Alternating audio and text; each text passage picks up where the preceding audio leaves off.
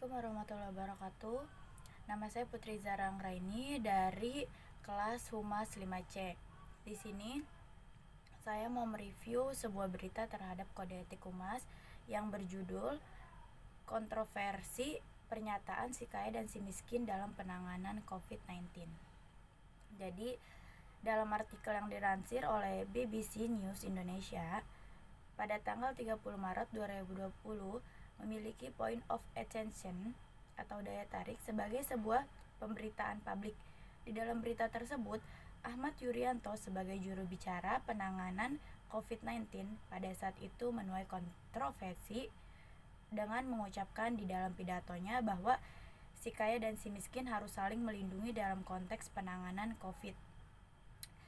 Jadi di sini si Ahmad Yuryanto ini kayak meremehkan si miskin gitu loh. Terus di sini juga ada imbauan jaga jarak harus dipatuhi. Lalu meskipun Ahmad Yuryanto di dalam berita tersebut menyebutkan bahwa penekanan kalimat yang ia ucapkan lebih ditujukan untuk si kaya dalam konteks pidatonya, namun kritik tak dapat dibendung. Salah satunya disampaikan oleh Ketua Bidang Advokasi Yayasan Lembaga Bantuan Hukum Indonesia, M. Isnur. Menurutnya beberapa klarifikasi yang dilakukan oleh Ahmad Yuryanto belum menjawab pernyataan publik. Ia juga menambahkan pernyataan yang diucapkan oleh Ahmad Yuryanto hanya akan memperburuk situasi penanganan COVID-19. Gak hanya itu aja, bahkan M. Isnur menyindir agar Ahmad Yuryanto beristirahat sejenak dari posisinya sebagai juru bicara Satgas COVID-19. Tanya itu, seorang PRT, Astri juga menyayangkan atas pernyataan Ahmad Yuryanto yang seolah-olah menyudutkan kaum kecil yang membawa virus terhadap orang-orang berada. Tentu hal ini mendapat tanggapan yang senada pula dari Koordinator Jala PRT Lita Anggraini yang menayangkan pernyataan Ahmad Yuryanto yang tak sensitif terhadap PRT yang menjadi kelompok rentan di tengah pandemi virus corona. Jadi di situ ada seperti kata-kata yang kaya tetap menjaga si miskin, yang miskin tetap menjaga si kaya untuk tidak menyebarkan virus. Di situ kayak merasa bahwasannya tuh virus corona ini tuh datangnya dari si miskin gitu loh. Dan di situ ada yang namanya pelanggaran kode etik. Jadi di sini saya mengambil 18 kode etik menurut IPRA atau disebutnya International Public Relations Association, yang merupakan sebuah forum humas internasional sebagai landasan penulis melakukan sebuah review. Nah, di sini kode etik yang terkait sama si juru bicara yang Satgas itu yang namanya Ahmad Yuryanto. Di sini saya mengambil kode etik yang terkait dengan humas. Yang pertama ada ketaatan.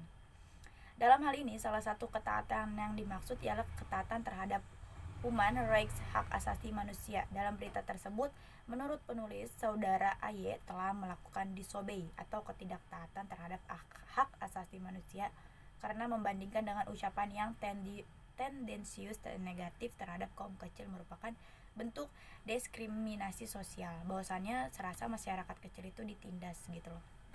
Yang kedua, ada integritas. Salah satu konsep integritas ialah membangun keyakinan dan kepercayaan masyarakat atau publik terhadap praktisi. Menurut penulis, dengan pernyataan yang diucapkan oleh Ahmad Yuryanto, ia telah melanggar konsep integritas dengan munculnya public distrust, ketidakpercayaan, karena ia dinilai telah melukai kaum kecil dalam pidatonya. Seperti yang mungkin kemarin saya udah melihat kayak ucapan dia tuh nggak pantas aja gitu loh untuk kaum kecil yang kayak menyinggung atau melontarkan kata-kata seperti itu. Terus yang ketiga, konflik. Dalam konsep konflik yang dimaksud ialah praktisi tidak melakukan perbuatan yang berpotensi dapat menimbulkan suatu perpecahan antara individu maupun kelompok. Dalam berita yang diansir terlihat adanya sebuah potensi perpecahan akibat pidato yang disampaikan oleh Ahmad Yuryanto. Hal ini diperkuat dengan adanya sebuah kritik yang dilakukan oleh salah satu PRT, Astri. Ia merasa dirugikan dengan pernyataan Ahmad Yuryanto. Maka dari itu penulis menilai Ahmad Yuryanto telah melakukan sebuah pelanggaran terhadap etika humas pada poin ini. Yang keempat, ketepatan.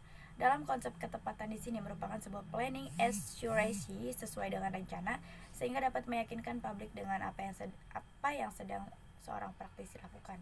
Menurut penulis Ahmad Yuryanto, sebagai satu-satunya sumber kepercayaan publik terkait dengan penanganan COVID-19 saat itu telah salah menggunakan diksi yang mengarah pada kemarahan publik. Sebagai seorang juru bicara, diksi si miskin dan si kaya merupakan diksi yang terkesan sensitif di kalangan masyarakat. Tentunya ini bukan hal yang tepat dalam etika praktisi humas yang harusnya meyakinkan, bukan mendiskreditkan sebuah sebuah hal yang tentunya nggak layak dibicarakan di depan publik gitu kan. Terus yang kelima ada dialog. Dialog yang dimaksudkan ialah sebuah bentuk penerimaan maupun pemberian pendapat dari berbagai pihak dengan membentuk moral, kultural maupun intelektual. Saudara Ahmad Yuryanto dalam hal ini telah melakukan upaya yang baik terhadap publik dengan melakukan sebuah klarifikasi. Ia bermaksud dengan pernyataannya bahwa si kaya lah yang seharusnya menjadi center of attention, pusat perhatian, meski tetap mendapat sebuah kritik dari pimpinan LBHIM Insnur bahwa klarifikasi yang dilakukan belum menjawab pertanyaan publik. Jadi kesimpulannya di sini terdapat 5 kode etik humas dari 18 kode etik IPRA. Saya mengambil 5 kode etiknya aja yang berkaitan dengan pemberitaan yang dilansir oleh BBC News Indonesia pada tanggal 30 Maret 2020. Kelima kode etik tersebut ialah tentang ketaatan terhadap hak asasi manusia, integritas, konflik, ketepatan, dan juga dialog. Jadi di sini bahwasannya tadi kesimpulannya udah saya bacain. Jadi intinya di situ si juru bicaranya hanya melanggar beberapa kode etik aja gitu kan, karena ini udah melanggar kode etik seorang public relation dengan pernyataan dia yang begitu. Jadi cukup sekian, itu aja yang bisa saya jelaskan, kurang dan lebihnya mohon maaf. Wassalamualaikum warahmatullahi wabarakatuh.